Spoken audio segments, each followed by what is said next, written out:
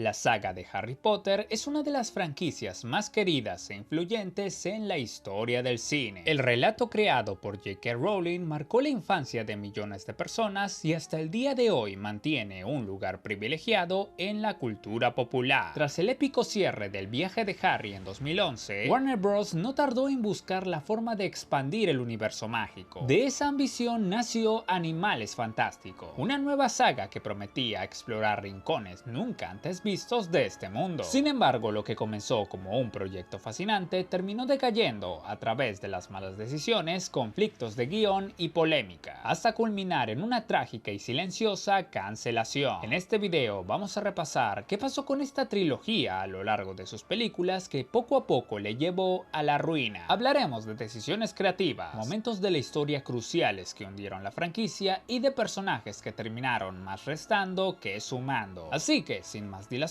hoy te traigo 20 errores que arruinaron la trilogía de Animales Fantásticos. Este tema fue sugerido por Raúl, Josué y Juan José, así que si quieres aparecer en un próximo video de esta sección, deja en los comentarios qué película o saga te gustaría que analicemos. Espero te guste este video y si es así, deja tu like y compártelo con tus amigos. Ahora sí, empezamos. 1. La falta de rumbo de la trilogía. Uno de los errores más garrafales de esta saga de Animales Fantásticos es que no sabían a dónde querían ir con esta historia. Primero, la mismísima J.K. Rowling dijo que esto no sería una precuela directa, sino que sería una saga de películas que expandiría el universo de Harry Potter, con un relato nuevo, original, que nos contaba las aventuras de un personaje que no había sido tan profundizado en los libros, Newt Scamander, un magizólogo que tiene la misión de cuidar a las criaturas del mundo mágico. En un principio esta historia no iba a abarcar ninguna guerra o conflicto, pero Rowling, a medida que fue escribiendo la historia, se entusiasmó mucho con la idea de contar lo que sucedió en este mundo antes de los eventos de Harry Potter. Entonces quiso hacer una historia centrada en la lucha entre Dumbledore y Grindelwald, el mago tenebroso que atormentó al mundo mágico antes que Voldemort. El problema, y por lo que se notó que esto no iba a terminar muy bien, es que esta idea de los Animales Fantásticos y la de Dumbledore versus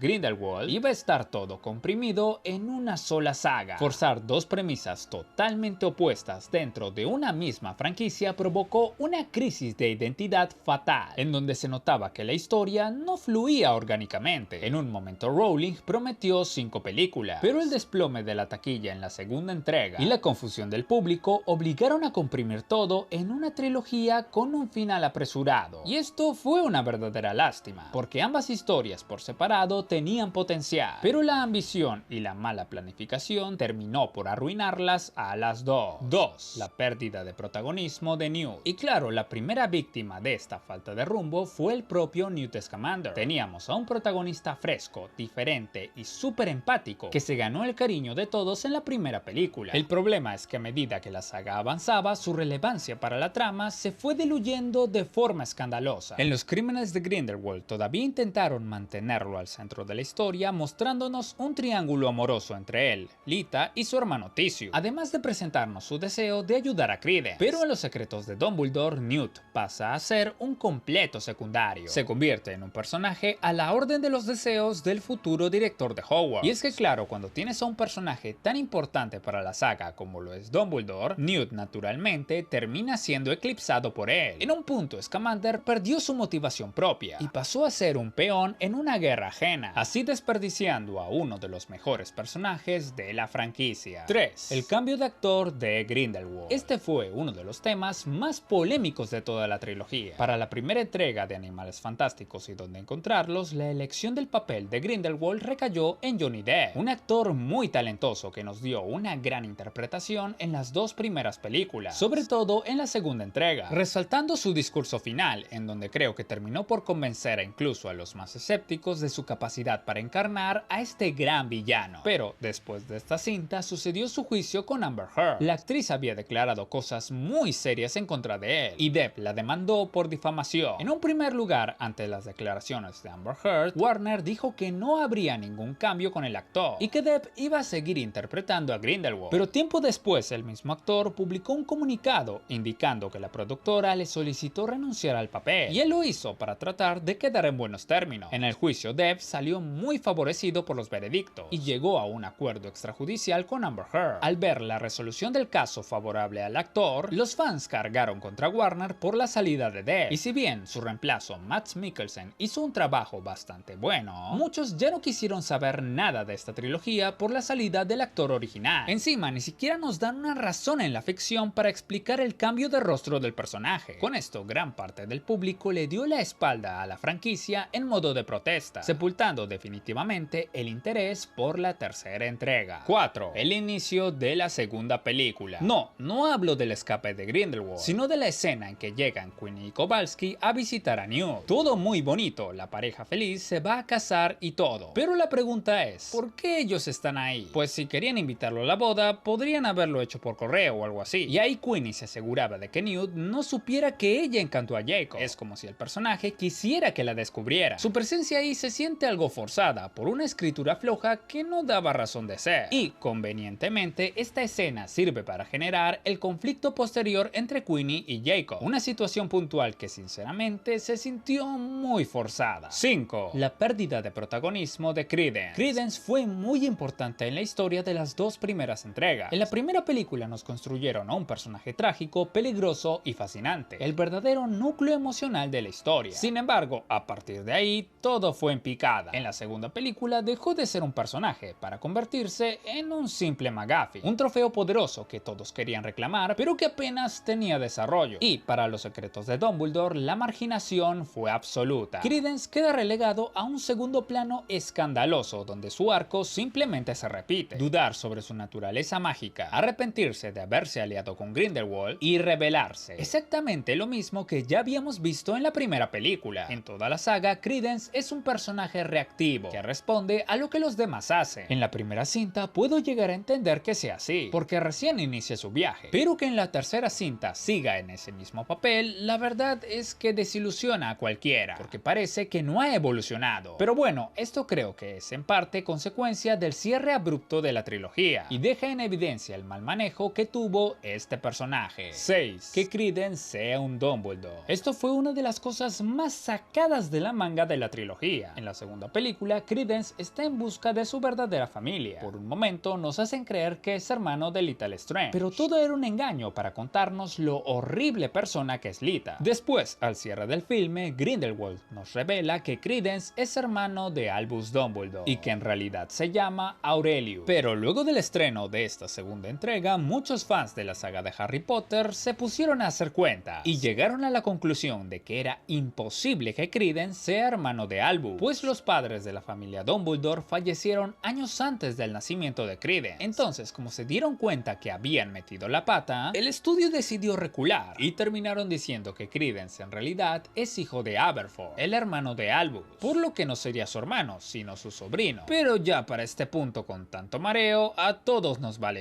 Te tienen de aquí para allá. Te dicen que la verdadera identidad de Credence supuestamente tendrá importancia en la trama, pero finalmente no la tiene. Y ya para este punto todo se siente tan forzado y artificial que simplemente no te genera interés. Esta fue otra improvisación que no venía a cuento y que terminó más restando que sumando. 7. Que Tina no apareciera en la tercera película. La ausencia de Tina en esta entrega fue una de las cosas que menos sentido tuvo de esta trilogía. La relación entre Tina y Newt había llegado a un punto muy interesante al final de la segunda película, pero en la tercera casi ni aparece. Y es raro porque se suponía que aquí se daría el cierre de la historia de amor entre ellos, pero nos quedamos con las ganas. Y eso sin mencionar que su hermana se había unido al lado oscuro, y que al parecer a ella no le puede importar menos. Se afirma que esto se debió a complicaciones de agenda entre la actriz Katherine Waterston y Warner, debido también a que el rodaje se postergó por culpa de la pandemia. Pero también hay rumores de que la ausencia se debió a que tanto ella como Eddie Redmayne se manifestaron en contra de los dichos de J.K. Rowling sobre las personas trans, y que eso había generado que la escritora prácticamente la borre de la película. Con Eddie no tenía mucha opción porque bueno, es el protagonista, pero con ella supuestamente no tuvo problema. Esto sumado a las cosas que hemos hablado y a las que todavía falta por comentar, contribuyó a la inconsistencia de la macrohistoria y a que esta última película se sienta incompleta y con un final abrupto. 8. El exceso exceso de personajes secundarios sin desarrollo. Este fue uno de los factores que sepultaron esta trilogía. Little Strange, Theseus Scamander, Nagini o Yusuf Kama eran personajes fascinantes, con presentaciones potentes que prometían muchísimo. Sin embargo, su evolución fue nula. Lita existió únicamente para enredar el misterio de Credence y luego perder la vida de forma apresurada. Theseus quedó relegado a ser un mero acompañante de su hermano. La historia de Nagini y su inevitable transformación en serpiente quedó completamente en la nada. Y el personaje de Yusuf Kama aparece porque primero quiere eliminar al hermano de Lita, pero cuando ve que ya no está, se queda cerca como para ser uno más del bando de Dumbledore, aunque prácticamente no hace nada en la tercera película, todo forzado y sin motivaciones claras. Son personajes que están ahí porque la trama lo exige, no porque haya un motivo orgánico que les haga avanzar en la historia. Al acumularse personajes así, la historia se satura y termina siendo todo un desorden. 9. J.K. Rowling como guionista. La autora fue la única guionista de las dos primeras entregas, y esto resultó problemático. Si bien nadie cuestiona su brillantez como novelista, el lenguaje del cine opera bajo reglas totalmente distintas. Rowling saturó los guiones con subtramas extensas que no iban a ningún lado, presentó conflictos de forma muy forzada y los desarrolló muy superficialmente. Además, planteó una progresión narrativa lenta y diálogos sobreexpuestos que dependían del texto en lugar del impacto visual. Romper la regla básica del cine de mostrar y no contar lastró el ritmo de la saga, y fue tan evidente que para la tercera entrega tuvieron que llamar de emergencia a Steve Kloves, guionista de las películas originales de Harry Potter, aunque tampoco ayudó mucho para el guión de esa película, porque la verdad es que para ese punto ya era demasiado tarde. 10. Que Queenie se una a Grindelwald. Esta es una de las cosas que menos entendí de toda la saga. Entiendo la, entre comillas, desesperación del personaje, aunque bueno, el conflicto si bien está presente porque los moguls y los magos no se pueden casar, esta problemática apenas se desarrolla. Queenie de un momento a otro se va porque Kowalski le dice que no se quiere casar con ella para evitar que le pase algo, y también de un momento a otro se le da por unirse al villano de la saga, el tipo más anti-mogul de toda la franquicia, compitiendo con Voldemort. Y claro, yo puedo entender la desesperación y que se crea las palabras de Grindelwald. No es como que ella pudiera leer mentes o saber si alguien te miente o no. Ah, no, espera, que sí puede, que ese es el chiste de su personaje. Además que se recontrarrepiente al inicio de la tercera película. En ningún momento vemos que ella tenga la convicción de que ha elegido el camino correcto y que hará lo que sea necesario para realmente estar con el amor de su vida. Ahí sí que pudo haber un conflicto interesante, pero bueno, no se dio. Simplemente parece que está en esa posición porque la trama lo requiere. Es una de esas cosas que no entiendes en el momento, pero cuando te pones a pensarlo, lo entiendes menos. 11. La falta de desarrollo en la relación Grindelwald-Dumbledore. Y si había una relación que debía sostener el peso emocional de la trilogía, era esta. Sin embargo, el resultado fue algo decepcionante. En lugar de explorar a fondo la complejidad de su vínculo, la franquicia se limitó a repetir la misma información que ya conocíamos de los libros de Harry Potter. A esto se sumó que Warner prefirió suavizar y censurar parte de la relación de los personajes para evitar polémicas en mercados conservadores. Al negarse a mostrar la verdadera intimidad y tragedia del pasado de ambos, el conflicto perdió fuerza, y sin tensión emocional real, el enfrentamiento final se sintió descafeinado, superficial y carente del impacto histórico que merecía. 12. El tema del Chile. Esta fue otra muestra de cómo intentaron a la fuerza mezclar la trama de lo que quedaba de Animales Fantásticos y la trama política del mundo mágico. El plan de que quien reciba la venia del Chilling sería quien gobierne el mundo mágico creo que fue ya demasiado. En una saga que busca ser sombría, donde vemos ejecuciones salvajes y la peor cara de la sociedad, decidir el destino de la comunidad internacional porque un animal tierno determine quién tiene el corazón más puro, pues le resta toda la seriedad al conflicto. Es una resolución medio rara que desentona por completo con el tono de la historia y que demuestra una vez más la incapacidad de la franquicia para articular sus dos tramas principales. 13. La falta de consecuencias para los protagonistas. Y si hay algo que termina de liquidar la tensión en cualquier historia, es la absoluta falta de consecuencias. Esta trilogía abusó de los atajos mágicos para resetear los problemas sin asumir el impacto real de sus actos. Nos vendieron el emotivo sacrificio de Jacob desmemorizándose en la primera película, solo para devolverle los recuerdos en la primera escena de la segunda película sin ninguna explicación lógica. Nos enseñan a un ave gigante capaz de hacer olvidar olvidar a toda la ciudad lo que pasó con el Obscuria. Todo esto como si fuera un Deus Ex Machina para que ese problema se resuelva de una. Nos mostraron la trágica muerte de Lethal Strange, pero en la tercera película ni Newt ni Theseus parecen recordar que perdieron al amor de sus vidas. Cuando las tragedias no dejan cicatrices, los sacrificios no duelen y todo se arregla mágicamente de un momento a otro, nunca mejor dicho, el espectador entiende que nada de lo que pasa en pantalla tiene un peso real. Y esto, quieras que no, perjudica a la trilogía. 14. La inclusión de McGonagall. Uno de los cameos que no gustó a muchos fue el de Minerva McGonagall. Y no porque los fans estén en contra del personaje o algo así, sino porque iba en contra del canon. Según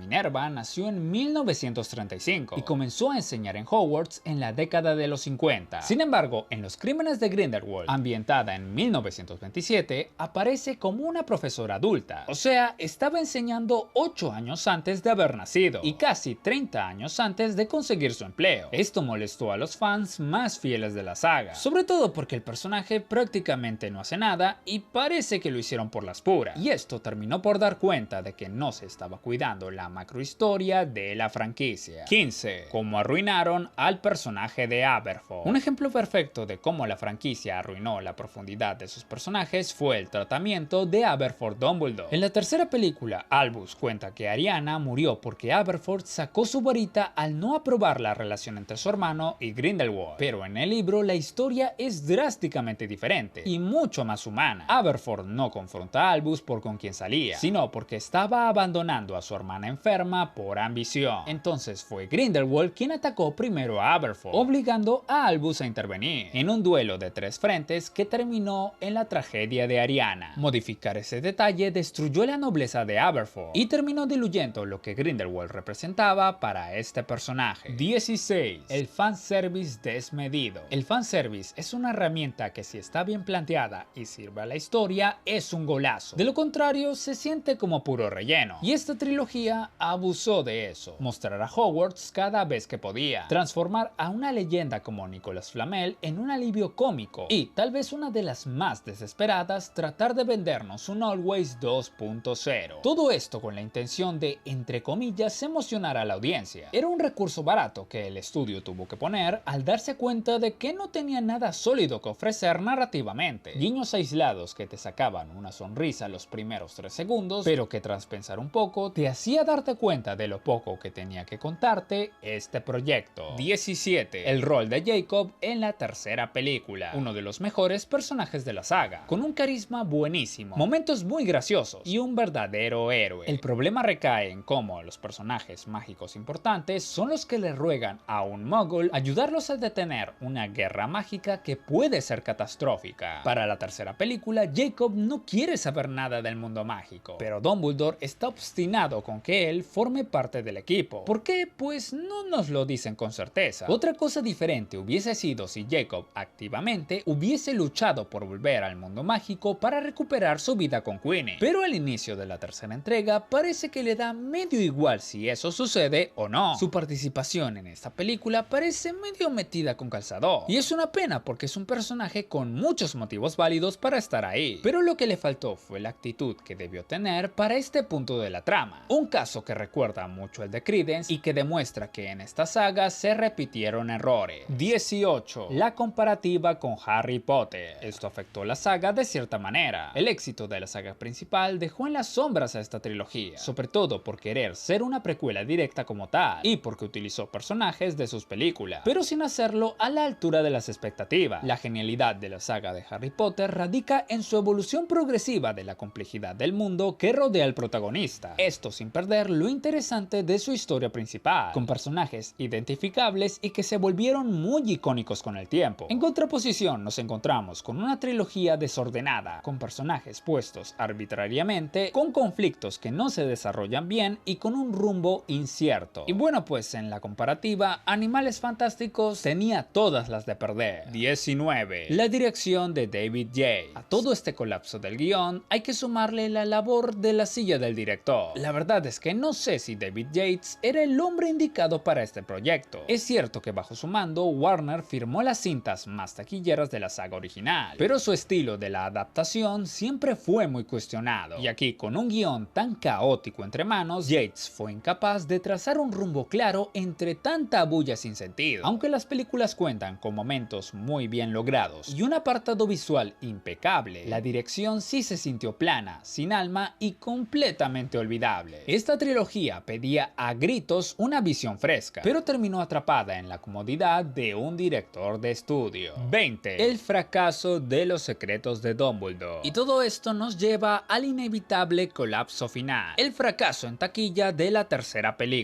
Para cuando la tercera entrega llegó a los cines, Warner ya se había dado por vencida con esta saga. Tras el bajón de la recaudación de la segunda parte, la directiva dejó en claro que la saga solo continuaría si esta película rompía en taquilla de una forma espectacular. ¿Y qué fue lo que pasó? Pues un fracaso estrepitoso. Con un coste de producción de $200 millones y una cifra similar en marketing, recaudar 407 millones a nivel global significó que la película prácticamente no generó beneficio. Este desplome comercial terminó por condenar a la franquicia, forzando un cierre apresurado y confirmando la cancelación definitiva de la saga. Y bueno, estos fueron 20 errores que arruinaron la trilogía de Animales Fantásticos. Ahora quiero que me comentes, ¿cuál crees que fue el peor error que tuvo esta trilogía? ¿Qué opinas de estas películas? Déjame saberlo todo en los comentarios. Aquí te dejo un video que seguro no te defraudará. No olvides dejar tu like y suscribirte para que me apoyes a seguir haciendo este tipo de contenido. Compártelo con tus amigos para que sepan 20 errores que arruinaron la trilogía de Animales Fantásticos. Espero que les haya gustado. No olviden suscribirse y hasta la próxima.